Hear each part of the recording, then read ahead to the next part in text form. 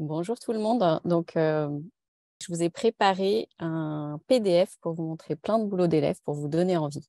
Donc, moi, je suis graphiste et illustratrice à la base et ma spécialité, ce sont les peintures murales. Je fais ça beaucoup chez les particuliers ou dans des locaux d'entreprise.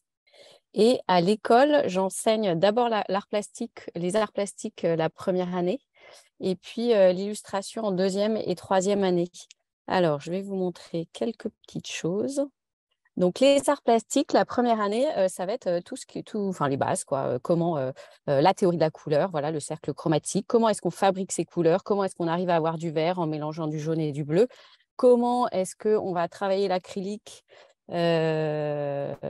L'acrylique, voilà, par exemple, ici, pour arriver à avoir des effets de matière, de la texture, des ombres, de la lumière. Comment est-ce qu'on va travailler l'aquarelle pour plus avoir un effet carnet de voyage, carnet de croquis, des choses plus légères.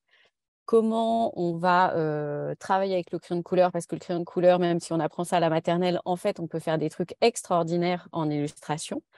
Donc, on va voir toutes les bases des différentes techniques picturales. Ensuite, on va rentrer un peu plus dans des choses plus concrètes. On va, par exemple, essayer de voir comment travailler le mouvement. On a beau rester en 2 dimensions, comment est-ce qu'on arrive à donner du rythme, à travailler le son ou le mouvement en 2 dimensions. Donc, voilà quelques exemples. Après, on va s'attaquer au volume. Alors, le volume, ça peut être différentes choses. Ça peut être des maquettes, mais ça peut être aussi des livres animés. Donc voilà, comment est-ce qu'on arrive avec du papier découpé et donc une gestion de la couleur beaucoup plus basique, beaucoup plus sobre. Comment est-ce qu'on arrive à raconter des choses?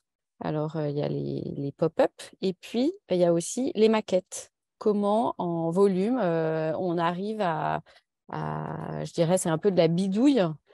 Comment est-ce qu'on arrive à exprimer, à raconter quelque chose et à donner envie aux spectateurs de rentrer dans notre maquette? Et on continue sur des travaux de plus en plus concrets au fur et à mesure de cette première année.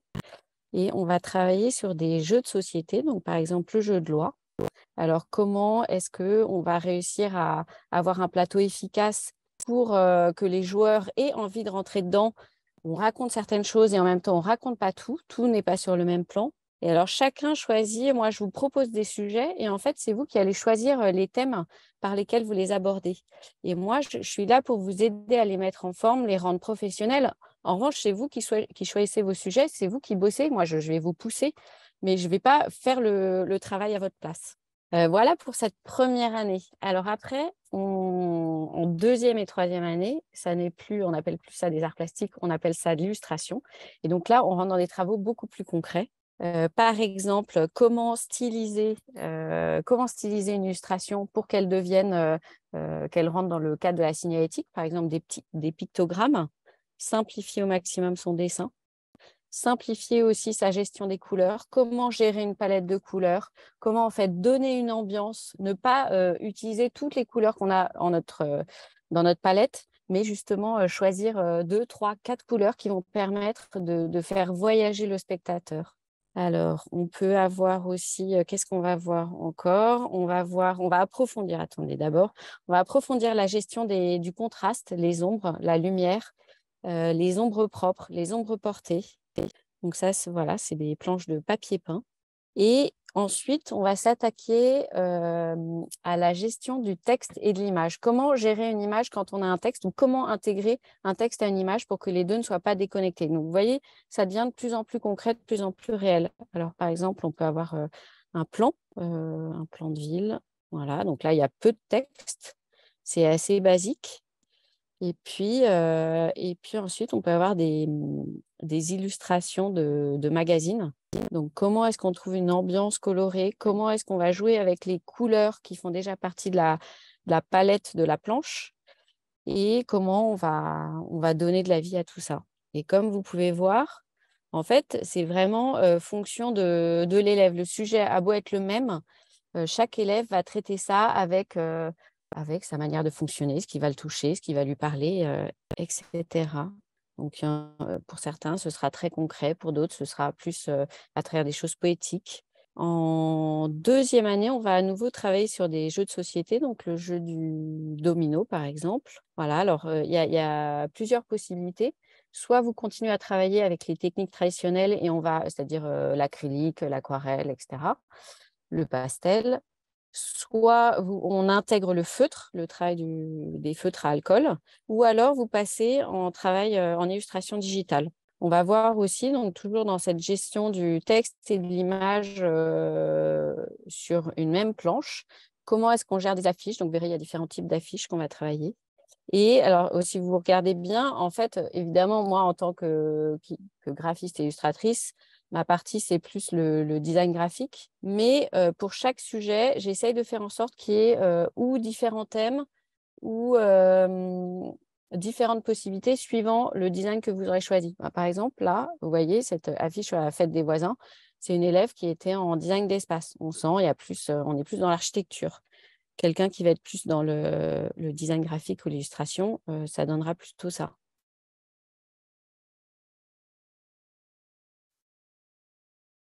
Et ce qui est sûr, c'est que tous les cours sont connectés. Donc moi, je vous fais travailler la couleur et le contraste. Mais évidemment, il y a le prof de dessin qui passe avant moi et ce que vous allez apprendre avec lui va rejaillir sur les cours qu'on va faire ensemble. Par exemple, des abécédaires. Donc évidemment, on va gérer la couleur, le texte, l'image. Mais en fait, si votre dessin ne tient pas la route, ben, ce sera compliqué d'aménager tout ça. Et bien sûr, l'histoire du texte et de l'image ensemble, vous le verrez aussi en cours de design, design graphique. Et puis, plus on avance au fur et à mesure du cursus, plus il va falloir rendre vos boulots pro. Donc, par exemple, faire des mock-ups, mettre en scène votre travail. Donc, voilà, ça, c'est quelqu'un qui était en design graphique pour l'abécédaire. Et voilà un abécédaire de quelqu'un qui était en design d'espace. Donc, le thème n'est pas le même. La manière de le traiter n'est pas la même. L'ambiance colorée est différente aussi. On va travailler aussi, pour ceux qui sont plus en design produit, sur du packaging. Et donc, ce sera à vous de choisir une marque qui vous convient, qui va vous parler, qui va vous permettre d'exprimer votre créativité.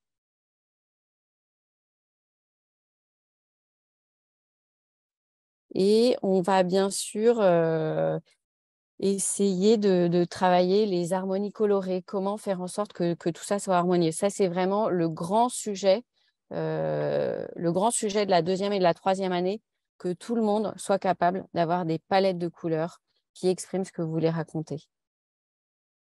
Voilà. Et alors, bien sûr, il est sûr que l'illustration, c'est plus pour ceux qui vont être en design graphique.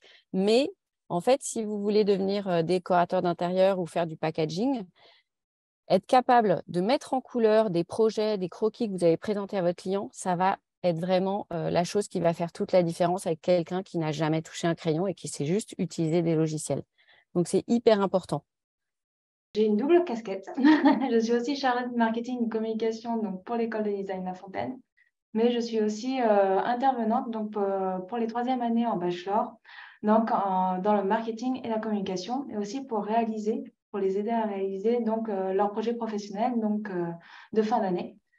Donc, ce projet professionnel, donc, soit c'est la création de leur future entreprise, soit c'est tout simplement en fait, le projet qu'ils aimeraient amener à leur oral de diplôme. Donc, je vais vous partager une vidéo qui illustre en fait un peu ce que je leur demande donc, en troisième année. Donc, du coup, je vous ai fait un petit mix de tous les travaux d'élèves. Donc, à chacun, je leur demande de faire une vidéo qui explique un peu le processus de création de leur projet de design. Donc, leur projet de design, en fait, en troisième année, c'est vraiment travailler ces dimensions concrètes de leur idée, voilà, à travers, en fait, un sujet, c'est réaliser un projet de design pour votre entreprise de rêve. Et donc, du coup, là, comme vous pouvez voir sur certaines de ces vidéos, les étudiants ont réalisé donc soit une campagne d'affiches, soit un aménagement voilà, d'une habitation, soit plein de projets vraiment différents qui montrent en fait leur personnalité. C'est aussi ça en troisième année, c'est vraiment cultiver leur personnalité et à travers leur design, mais aussi tout en pouvant intégrer leur personnalité à l'image de l'entreprise pour laquelle ils proposent leur projet. Donc, au cours de l'année, donc je leur apprends à faire une étude de marché. Donc, pour comprendre voilà, l'écosystème de l'entreprise, qu'est-ce que l'entreprise manque ou voilà, eux, qu'est-ce qui manque en fait pour que leur prestation de service, pour que leur projet soit percutant et s'insère finalement dans un marché et que tout soit cohérent. Voilà, on travaille aussi au niveau de tout ce qui est voilà, réflexion, concrétisation, euh, aussi cette approche client. Comment je vais communiquer voilà, à travers mon design, comment je vais faire de la pub, moi en tant que professionnel voilà, du design, quels moyens vais-je utiliser pour communiquer autour de mon activité, autour finalement de ce que je réalise.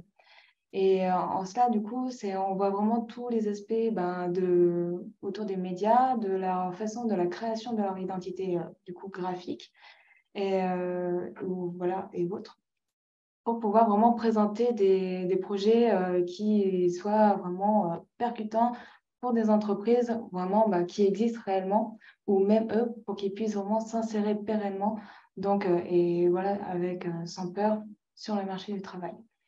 Voilà, je peux vous donner un exemple, c'est Marion Blanchot, l'année dernière, qui a, du coup, pour son cours de communication personnelle, donc de communication et marketing, a réalisé une campagne d'affiches pour la Cité de l'Espace à Toulouse. Donc, grâce à cela, en fait, nous, on a contacté voilà, la Cité de l'Espace avec, du coup, en leur disant que cet élève avait proposé vraiment un projet très intéressant pour les permettre de développer leur communication. Et donc, du coup, on a eu un rendez-vous d'une heure et demie avec la chargée de communication à la Cité de l'Espace qui a pu faire ses retours à cet élève. Et donc, c'était vraiment hyper gratifiant voilà, pour elle et même pour eux d'avoir en fait cette demande-là parce qu'ils n'en avaient pas souvent en fait ces démarches proactives d'étudiants qui finalement réalisent des projets pour eux sans forcément en fait avoir quelque chose en retour. Et donc, c'est en soi, ça permet aussi de travailler le côté du coup technique, mais aussi vraiment, je me répète, mais vraiment le côté concret et que votre design, votre projet, vos idées peuvent du coup apporter.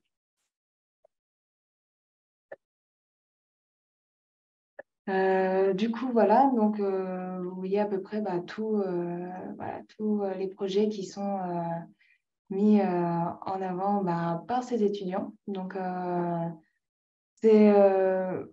voilà, j'accueille aussi bien, j'encadre aussi bien les live learning, mais aussi les e-learning, donc voilà, sous forme de correction, où on échange ensemble de savoir qu'est-ce qu'ils veulent faire, comment ils veulent faire, et est-ce que ce sujet qu'ils veulent traiter est assez pertinent ou est-ce qu'il est assez profond? Cette histoire de profondeur, finalement, c'est vraiment est-ce que ça tient la route? Est-ce que votre projet tient la route?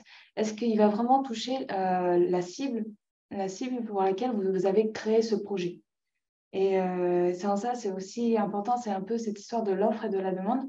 On voit aussi ensemble, du coup, en cours, c'est est-ce que le projet, le produit, le service que je propose va fonctionner? Est-ce que je vais avoir la clientèle que je souhaite qui va être réceptive finalement à ce que finalement pour ce quoi j'ai le plaisir de travailler.